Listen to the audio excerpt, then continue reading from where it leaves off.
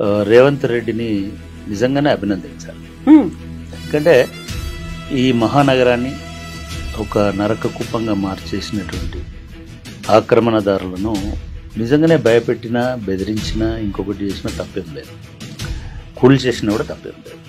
ఎందుకంటే హైదరాబాద్ నిర్మాణమైంది, లేదా హైదరాబాద్కు ఉన్నటువంటి స్వభావమే సిటీ ఆఫ్ లేక్స్ అనేవారు. కొన్ని 2500 చెరువుల, గొలుసుకట్టు చెరువుల సమాహారంలాగా హైదరాబాద్ ప్రతి అడుగున ఒక కొలను ఉండేది.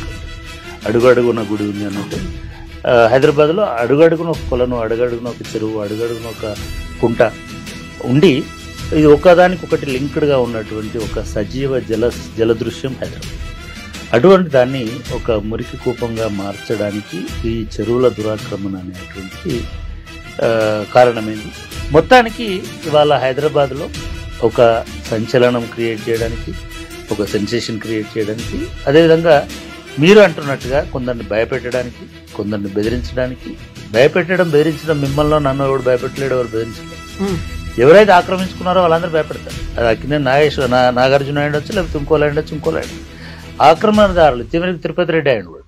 ఎందుకంటే నేను రేవంత్ రెడ్డి గారు స్పష్టంగా చెప్తున్నాను, నా తమ్ముడైనా, నా అన్నైనా, ఇంకోవాలైనా, నా కుటుంబ సభ్యులైనా కూడా నేను హైడ్రాన్ పంపిస్తాను, దాన్ని వెనక్కి తగ్గేటువంటి సమస్య.